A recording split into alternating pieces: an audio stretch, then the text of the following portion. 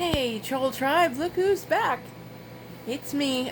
Terribly sorry about last weekend. There was a lot going on. I don't want to talk about it. I just want to get right into the story tonight. I wrote it in honor of Easter. It's called Bunny Hop. No, it's bunny season when the wildflowers start blooming on the side of the road. Around here, they seem to grow in 2 rows on the side of the road.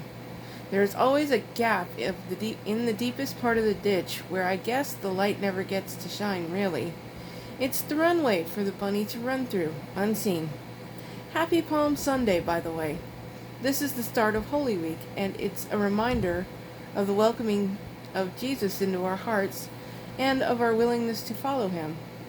This is when he made his triumphal entry into Jerusalem. Back to the bunny now. As a kid, I always believed in the Easter bunny. I never understood the significance of the bunny. All it meant to me was candy, amazingly huge feast, and family coming over. Back in the day, I was never a storyteller, and us kids were always outside most of the day playing, even after dinner. I remember we always used to go over to my grandma's house, and she'd make this ham that wasn't like Mom's ham. And she had a different way of making it. I had never seen such weird utensils like a potato masher that you physically had to lift up and push down with in the bowl. I had never seen that. Mama always used the hand mixer. And these days she uses her KitchenAid mixer, which is a waste of dishes if you ask me, but everybody's got their way. I can wash all those, so it is what it is. Back to the bunny. Around here, the flowers seem to stick to a pinkish red color. My grandfather said they were called periwinkles. I don't know if that's true, but I took his word for it. And for sake of argument and lack of a picture, that is what we are going to go with now. It is also said in some lands and folklores that it is determined by what determine what kind of candy you get. The color of the candy you get and the kind of candy you get is determined by the color of the flowers by the road. After all, the runway is where the bunny picks up the candy. The dark part in the middle has to remain dark and shaded to keep the chocolate from melting and the jelly beans from melting too. The jelly beans are under the flowers, kind of the way a garden carrot is in the ground and the green part is on top. So remember, if you plant jelly beans and your candy garden will grow from underneath. And if you were good, when you pick your garden, the candy should appear. But if you do it too early, it won't sprout candy. And that is when you need the bunny. He just goes hopping through the dark part of the runway. You can see the flowers separate as he comes through. Just hopping and picking only the candy that was meant for you. The thing that got you more candy was if you were willing to share it with other people. If not, then you got less for being selfish. Our city stopped cutting the side of the road a couple of years ago. It was only after the flowers passed on that they would cut the grass again. Even if the grass was high in between the flowers, they will not cut it. But there are parts in between the flower bunches they can cut and will cut it. It looks funny to me because it's just you have this row of flowers, gap, row of flowers, gap.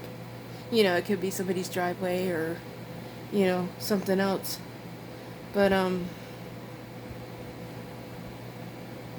I believe that these actual gaps, even if they're not in people's driveways, are the portals for the bunny to travel, you see. Santa has his sleigh and his reindeer and his time continuum space, whatever. But the bunny goes through portals. Easter portals. Not portholes, but portals. And the thing that attracts the Easter bunny to your house are bright colored baskets and for real eggs. The Easter bunny doesn't eat treats that might be left out for him. He runs his candy solo.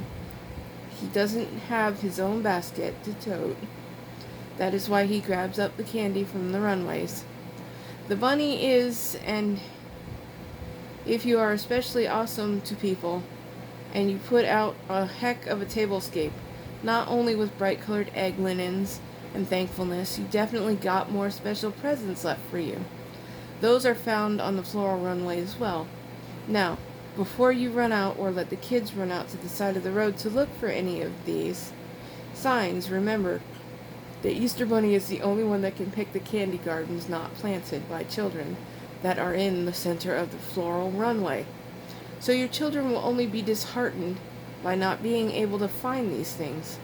Perhaps that's what parents want, so they don't have to supply the sugar high for the day, but my parents remained loyal and kept the bunny tradition alive for as long as they could. Now I keep the tradition alive, not because I'm the baby child of my family, but I'm the biggest kid in the house, at least at heart. But I still enjoy dyeing the eggs, decorating the table, and also you can't lose with a giant Minion Easter basket. Really can't. It's really cool. I don't expect anything, but I am grateful for the things I receive in said basket. We always have a separate basket for the real eggs and the fake ones.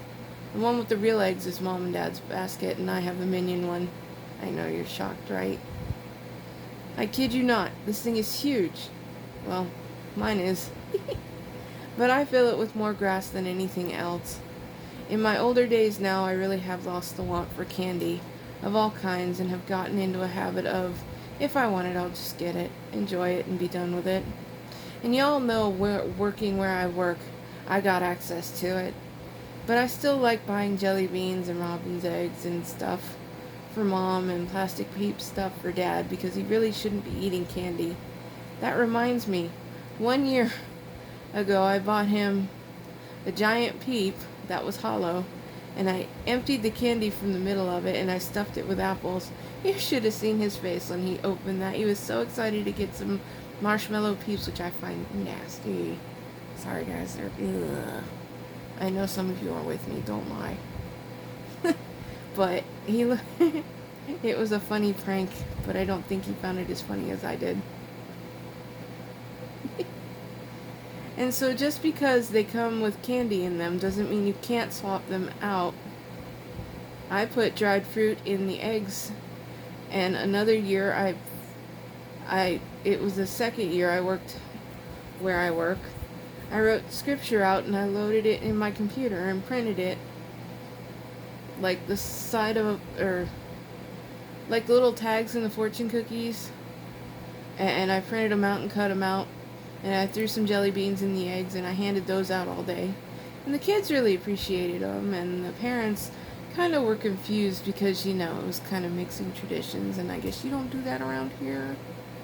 Or maybe you do, I don't know. The downfall to that is people who keep coming back even after they got one would get mad with me because I'd say no. Let other people have that haven't gotten one first. So needless to say, that is the year Hopkins started coming around the store, and he was passing out his own candy. Hopkins was an awesome bunny pal. I once sped from one town to another to get back over to our store. He was done for the day, and just as he was climbing into his portal to go somewhere else, I stopped him, and he was kind and generous enough to come out of the portal and let me take a picture with him.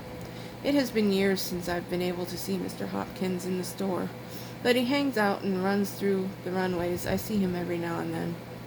If you scare the bunny, he will send out a decoy. You see, Bunny likes to hop around at night too. So if you get a crazy kamikaze bunny that like bum rushes your car, then aborts the mission and runs back to the side of the road just before hitting your tire or you swerving, then the Easter Bunny was hopping around and you scared him. Anyway, I've learned to make artful eggs in the years that I've taken over the process of making them. There is just one egg that I have not mastered yet, and that egg is the traditional ugly egg.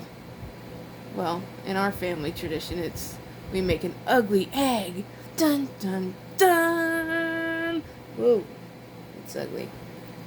There's only one person I know that has mastered the ugly egg, and even though she has lost her touch the past few years, my mom is the master of the ugly egg. She learned from her dad, my grandfather. I have tried many times, but mine always come out ugly at first, but when the dye dries, it's kind of really pretty. No matter how you celebrate Easter, I hope you have a wonderful, family-filled day through my own confusion of whether to keep the tradition or do things the way the church says to. The thing that I have learned about Easter is that it is all about family. Being together and enjoying the day that the Lord made. Like I said, happy Palm Sunday and happy Easter. It's almost here to spread some love and joy with candy and sunshine or whatever your efficient method is. Tell me about your favorite Easter candy tradition or moment. I don't mind reading, and I just remember it's a hard world, and it's only going to get harder from here on out. I'm sure, but just remember I can do all things through Christ who strengthens me. Believe it.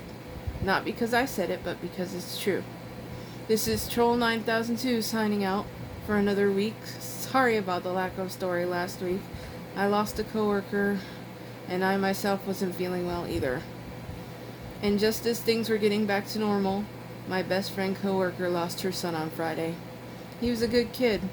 She raised him right. If you don't mind, please say a prayer or think of her. Her name too is Danielle, just like me.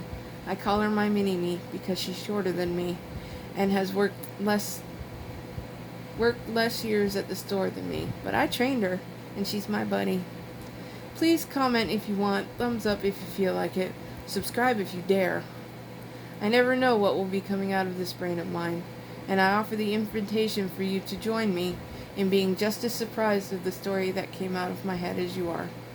Hope to catch you on the next page turn. Take care, y'all. Be safe. Love ya. #Troll Tribe for life. Take care. See you next week. Bye.